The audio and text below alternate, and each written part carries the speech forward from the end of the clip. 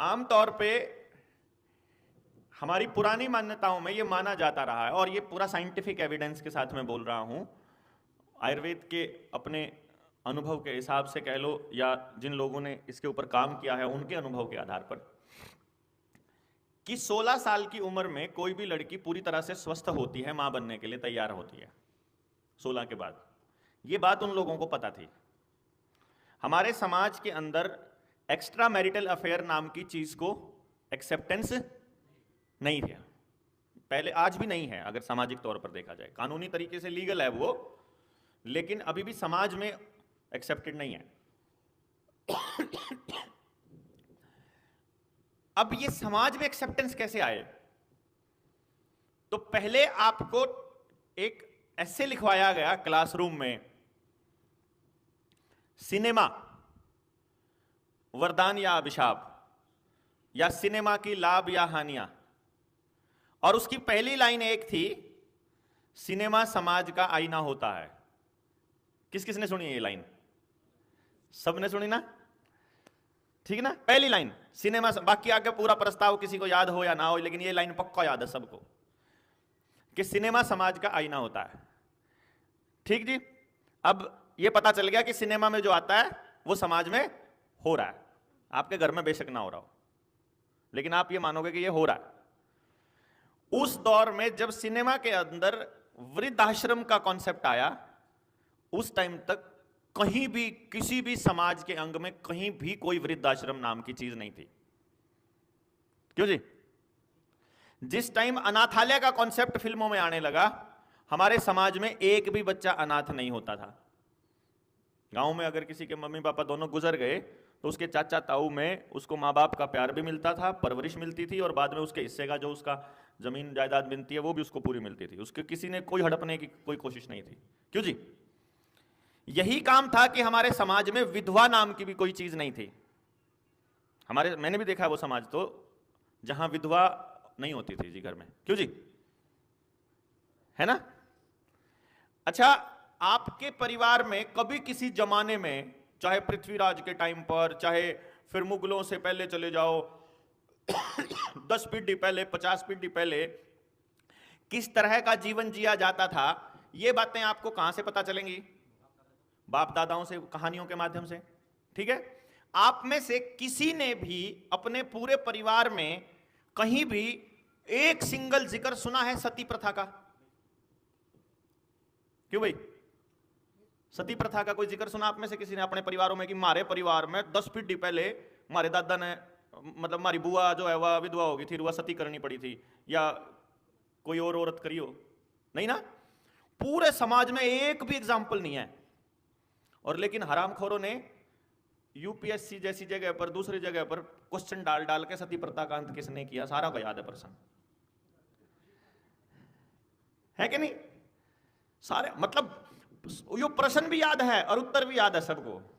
मतलब ऐसा लगता है जैसे हमारा समाज तो बहुत गंदा था, और इस समाज सुधारक आदमी ने हमारे समाज में से सती प्रथा का अंत किया था। पूरा प्योर फ्रॉड। ठीक। अब सिनेमा के अंदर मैंने बोला अनाथाश्रम शब्द फ्रॉड, वृद्धाश्रम विधवा। विधवा विवाह तो हमारे कल्चर का बहुत बड़ा हिस्सा रहा है। क्यों जी? एक्स्ट्रा मैरिटल अफेयर नाम की कोई चीज एक्सेप्टेड हमारे यहां थी नहीं। रेप कल्चर नाम की कोई चीज हमारे यहां थी नहीं। क्यों जी? एक्सेप्टेड नहीं थी। देखो, अपराधी किस्म के लोग हर जात, हर धर्म, हर समाज में मिल जाएंगे, लेकिन उस अपराध को एक्सेप्टेड नजर से देखना बड़ा गलत हो रहता है। एक्सेप्टेड नहीं था, वो मंजूर नहीं था समाज को। अगर कोई एक्स्ट्रा मैरिटल अफेयर है भी तो वो इजाजत नहीं थी उसको। पूरे गांव की लड़कियों को अपनी लड़की मानने का कल्चर आज भी है हमारे समाज में। तो दूसरे गांव में चले जाओगे, उन्हें पता लग जाएगा भाई दूसरे पाने की, दूसरी जात की कोई लड़की भी अगर है तो उसको भी अपनी बेटी की तरह उसकी मान करके आते हैं अपन लोग, है ना जी? अब ये बात उन लोगों को मालूम थी, तो आपके समाज को खराब करने के लिए आपकी शिक्षा व्यवस्था में ऐसी बात डालना, फिर आपके दिमाग में उस चीज की एक्सेप्टेंस लाने के लिए उसको बार बार दिखाना, जितेंद्र की लड़की एकता कपूर को ठेका मिला पूरे समाज के स्ट्रक्चर को खराब करने का। मतलब जो नाटक नहीं देख पाते थे उनको खबरों में दिखाया गया सास भी कभी बहू थी। उसमें यह दिखाया गया कि जो ननद नाम की जो मतलब प्राणी है और जो सास है वो तो षड्यंत्र करने के लिए ही होती हैं घरों के अंदर। जेठानी भी आपस में, जेठानी देवरानी भी। क्यों? उससे हमारी लड़कियों ने 2-3 लाइनें बोलनी शुरू करी। एक तो मैं ज्वाइंट फैमिली में शादी नहीं करूंगी, मैं सिंगल फैमिली में शादी करूंगी और शहर में शादी करूंगी, 3-4 भाई होंगे तो उस घर में नहीं करूंगा। कहीं ना ये बातें, सास भी ना हो तो बढ़िया बात है। और फिर गाने चलते हैं बकायदा कि सास होवे ते चंगी होवे, नहीं ते फोटो टंगी होवे, एम करके।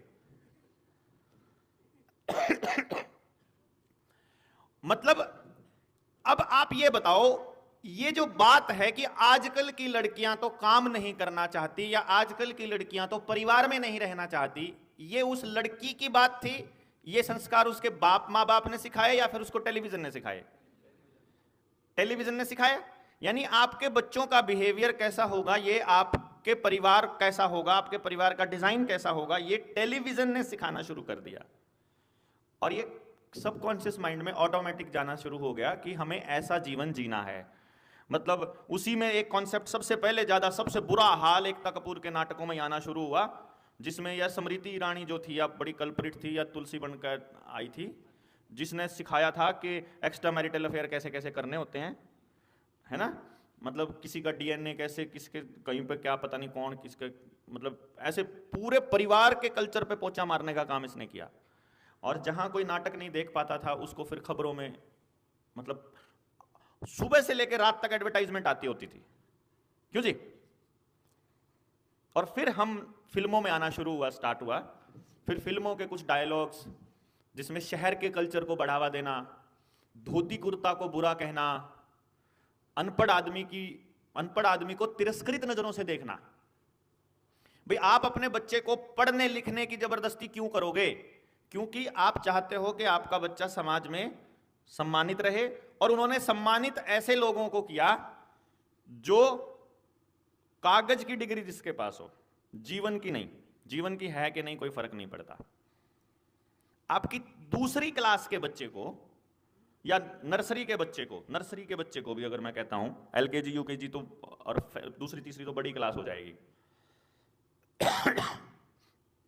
2 फोटोग्राफ दिखा दो उनको पेपर के ऊपर। एक फोटोग्राफ में उसका पिताजी हो जो उसका पुश्तैनी काम करता है, वो करने वाला, कुछ भी करने वाला, किसान है, टेलर है, दुकानदार है, बिजनेस दूसरा करता है।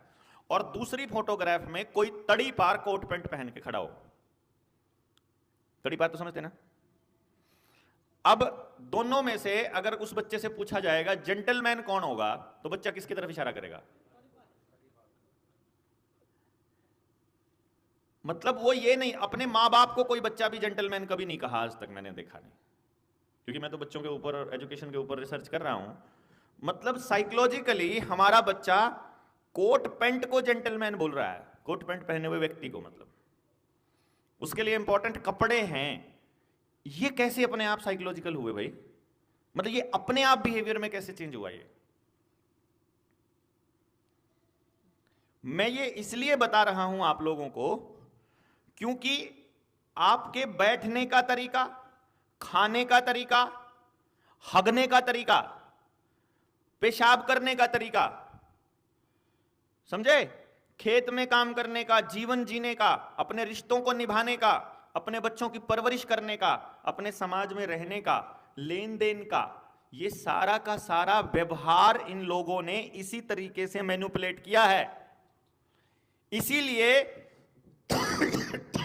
वो लोग जिनके पुरखे ये कहा करते थे कि जितनी चादर हो उतने ही पैर पसारे जाएं, अपनी हैसियत से ज्यादा कोई चीज खरीदी ना जाए, दिखाने के लिए कोई चीज ना खरीदी जाए, जो चीज आप नगद नहीं खरीद सकते वो चीज नहीं खरीदनी चाहिए। ये कल्चर था ना हमारा, ये हमारे बाप दादाओं की कथनियां हैं जो मैं आपको बता रहा हूं। उनके बच्चे आज 100% कर्जदार बैठे हुए हैं।